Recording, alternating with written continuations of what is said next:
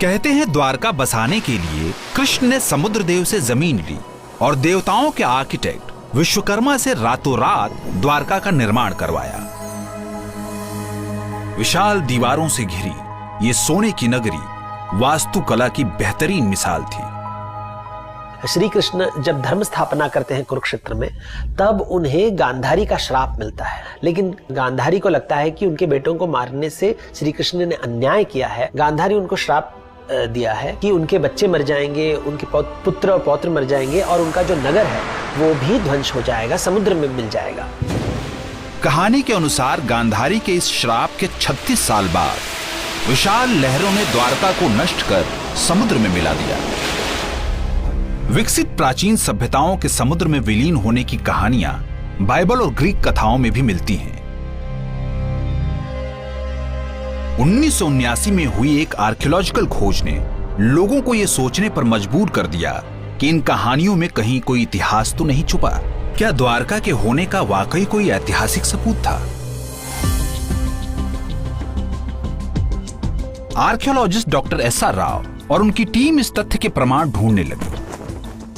What actually prompted me to undertake onshore and offshore excavation at Dwarka is the controversy that was raging about the date and historicity of Mahabharata.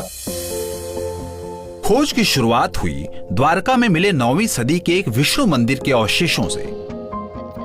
This prompted me to take further deeper excavation and ultimately I came across a 15th century BC settlement. ये खोज बढ़ते बढ़ते अरब सागर के अंदर तक पहुंच गई। इन खोजों में पुरानी इमारतों के अवशेष, गहने और बर्तनों के टुकड़े, पुराने लंगर और सील्स मिली। पुराणों के अनुसार श्री कृष्ण ने भी अपने राज्य के सभी नागरिकों को पहचान के लिए सील्स दी थी। इन सील्स के अलावा द्वारका से करीब 33 किलोमीटर दूर एक द्वीप बेट द्वारका के पास 560 मीटर लंबी एक दीवार मिली है, जिसकी बनावट महाभारत के द्वारका विवरण से मिलती है। महाभारत के हिसाब से दीवारों में 50 बुर्ज थे। आर्कियोलॉजिस्ट को करीब 30 बुर्ज मिल चुके थे। द्वारका के अवशेष हड़प्पा काल के अंतिम दिनों यानी 4000 से 3500 साल पुराने हैं। इतिहासकारों के हिसाब से महाभारत का काल भी यही था। Present findings corroborate the description of the city of Dwarka as given in the Mahabharata, that it was a Varidurga, that is, a fortress in water.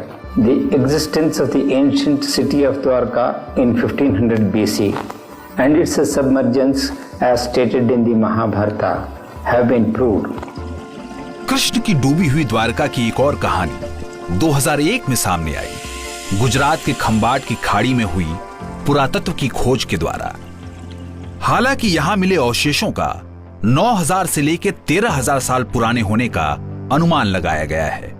कुछ विशेषज्ञों का मानना है कि ये अवशेष अपने साइज और बनावट की वजह से द्वारका नगरी के हो सकते हैं। सालों साल चली इन खोजों से अलग अलग निष्कर्ष निकाले गए, पर द्वारका का असली रहस्य शायद समुद्र के अंदर ही रह गया है।